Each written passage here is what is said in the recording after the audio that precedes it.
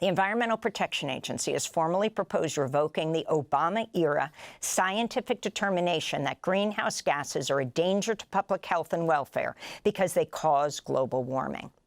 The endangerment finding is the basis of a 2009 rule that allows the Environmental Protection Agency to regulate greenhouse gas emissions from cars, power plants, and other sources under the authority of the Clean Air Act. It's been one of the most important legal underpinnings in the federal effort to combat climate change. EPA Chief Lee Zeldin called the move to rescind the finding the, quote, largest deregulatory action in the history of the United States.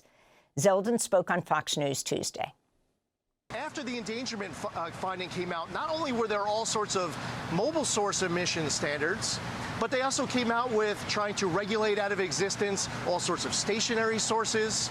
They started applying it to airplanes and more. We're talking about many trillions of dollars. Where does the authority come from? It came from the Obama EPA deciding very creatively with a whole bunch of mental leaps that they were going to just claim an authority that we believe, after a very plain reading of these Supreme Court cases, we don't have. While EPA Chief Zeldin was talking about dismantling climate regulations, Fox News was airing an extreme heat alert warning on the bottom of the screen. The graphic said 162 million Americans were under high heat alerts at the time of that interview. The EPA relied on a new report from the Department of Energy to justify the proposal. The authors include several scientists well known for their rejection of the scientific consensus on climate change.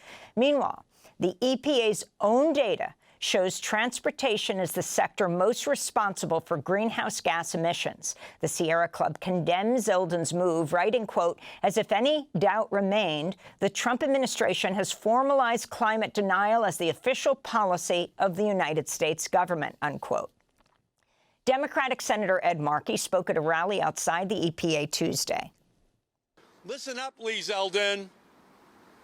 The science is against you. The law is against you. You can try to censor our information. You can try to silence our scientists. You can try to fire hundreds of biologists and chemists and physicists.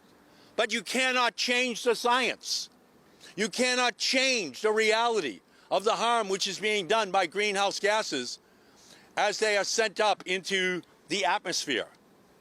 The endangerment finding is backed by the science. It's backed by the law.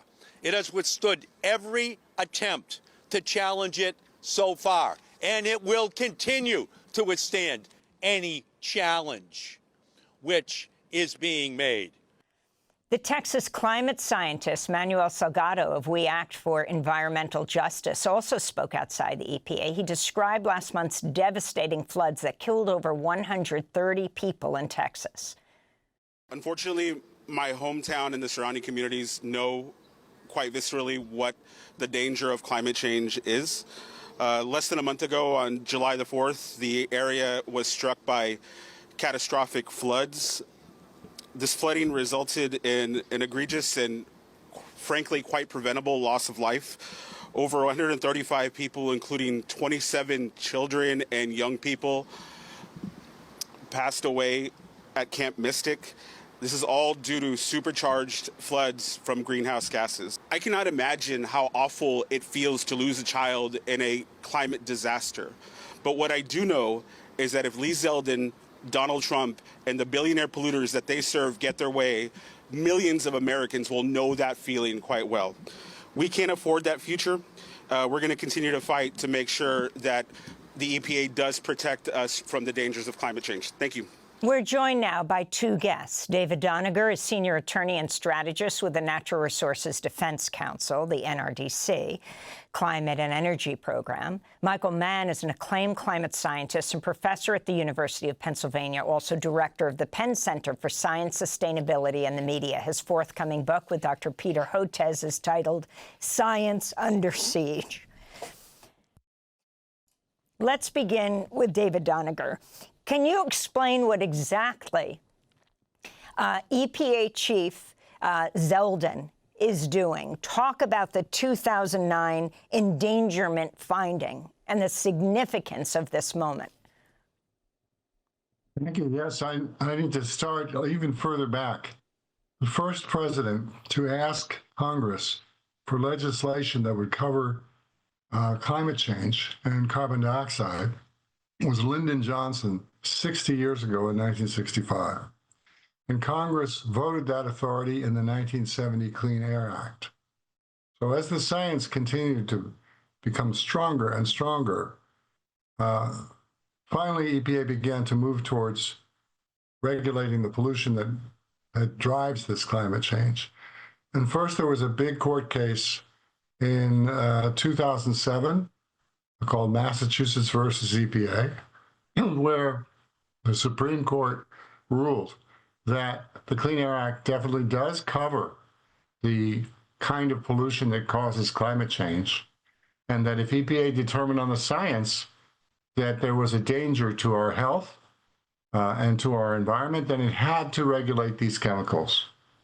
So that's what EPA determined in 2009. Reviewing all the science, there is grave danger to health and to many, many aspects of the environment, and these chemicals need to be regulated. So the first step was to establish motor vehicle emission standards. And today's cars emit 1/2 as much climate-changing pollution as cars made in 2008.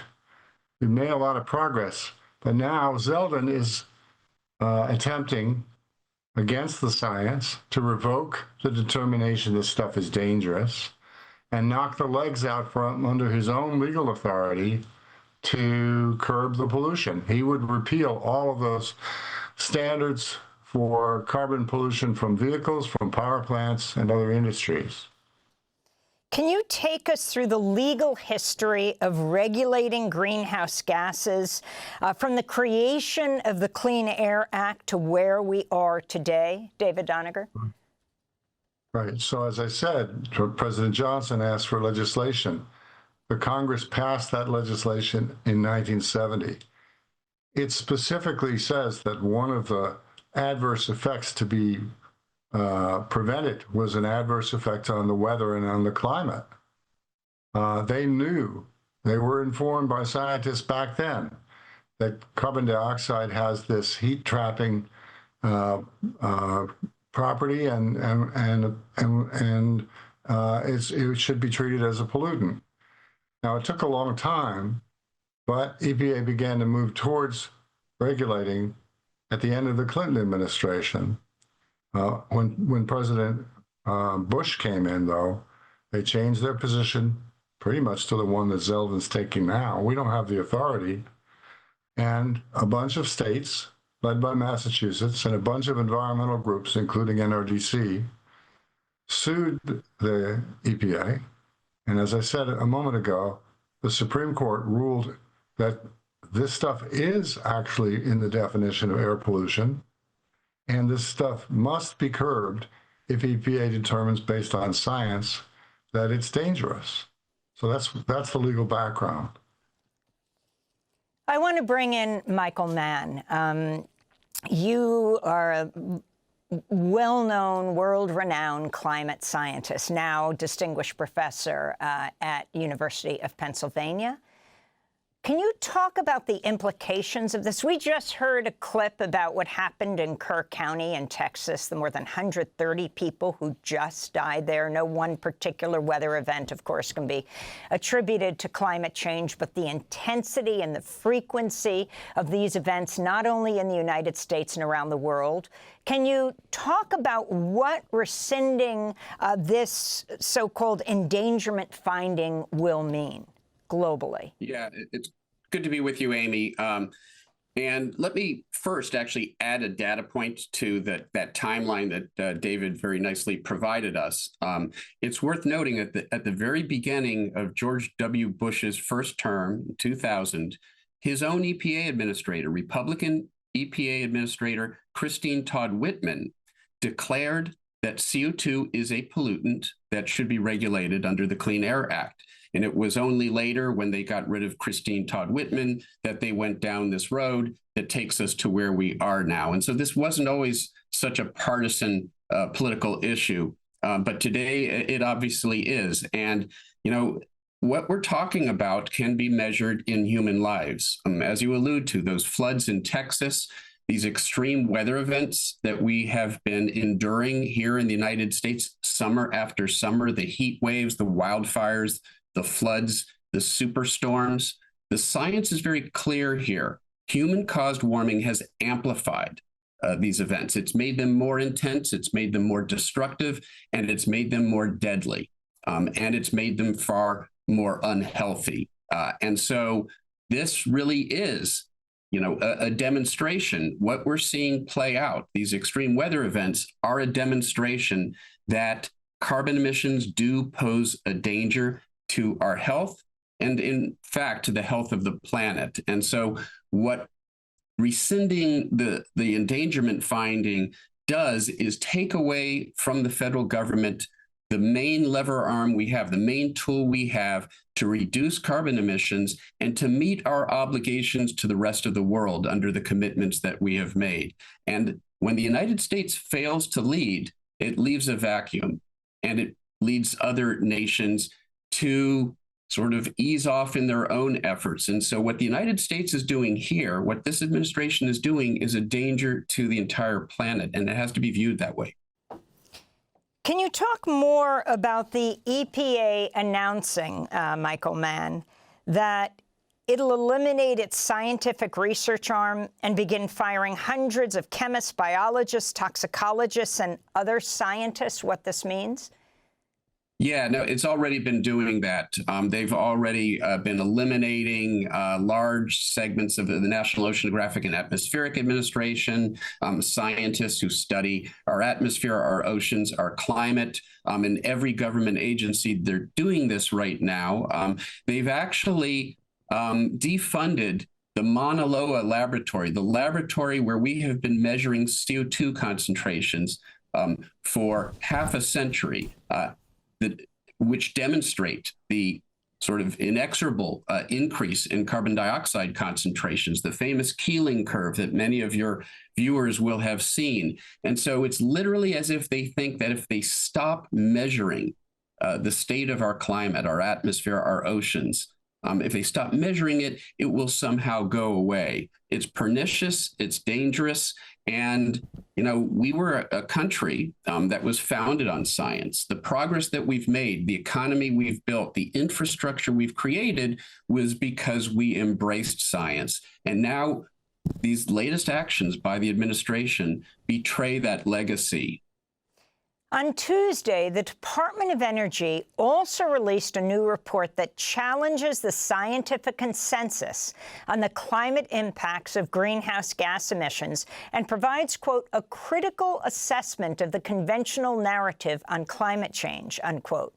This is Secretary of Energy Chris Wright speaking on Fox News. The goal is to restore confidence in science and data and rationalism. That's what enabled the creation of modern science. Then we slid back into sort of a cancel culture, Orwellian squelching of science and talking about the science as opposed to the process that is science. So at the Department of Energy, we released a report, which is sort of a critical overview of what do we know today about climate science, about climate data, and what impacts that might have on the American people. So that's Energy Secretary Chris Wright standing right next to, in his interview on Fox News, Lee Zeldin. Let's start with David Doniger responding to this as he talks about pushing back against the Orwellian squelching of science. Well, it's truly an upside-down world when you listen to Chris Wright. He called upon and actually hired as special government employees 5 people picked because they are climate skeptics and deniers of major elements of the science. These are people who have been advancing fringe views for a long time, and the science community does exactly what Chris Wright wants. It reviews anybody's assertions against evidence, and these views have been consistently found to be fringe and unreliable and contrary to the evidence. I have not seen anything like this since Tuesday, where scientists are coming out of the woodwork to point out the flaws in this work by the five fringe scientists. There's a comment period. I'm sure that hundreds of scientists are going to point out the flaws in this work. And for Chris Wright to represent this as an open, neutral process is nonsense. He handpicked 5 people who've been on the fringe for 20 or 30 years to tell him what he wants to hear, which is that fossil fuels are the cat's meow. Finally, Michael Mann, your final thoughts as we go back to the inauguration when President Trump vowed to declare a national energy emergency in order to fulfill his campaign pledge to drill, baby, drill. Yeah, it's, again, you know, the irony, and David laid it out there. This is what we call projection, right? The very things that they are accusing scientists and others of are the things that they are doing. What's Orwellian here is them claiming they're doing this you know, for the good of our economy, when, of course, these extreme weather events that have been amplified by climate change are devastating our economy, are devastating agriculture. These wildfires and floods represent a near and present danger to us, and the cost of inaction, of not preventing further damage, it far outpaces any reasonable estimate of the cost of taking action, of the investment in clean energy that can help create a thriving economy and protect us from the ravages of ongoing climate change. I want to thank you both for being with us. Of course, we'll continue to follow this story. Michael Mann, acclaimed climate scientist, professor at University of Pennsylvania, and David Doniger, senior attorney at NRDC's Climate and Energy Program. That's the Natural Resources Defense Council. Thanks for watching Democracy Now! On YouTube. Subscribe to the channel and turn on notifications to make sure you never miss a video. And for more of our audience-supported journalism, go to democracynow.org, where you can download our news app, sign up for our newsletter, subscribe to the daily podcast, and so much more.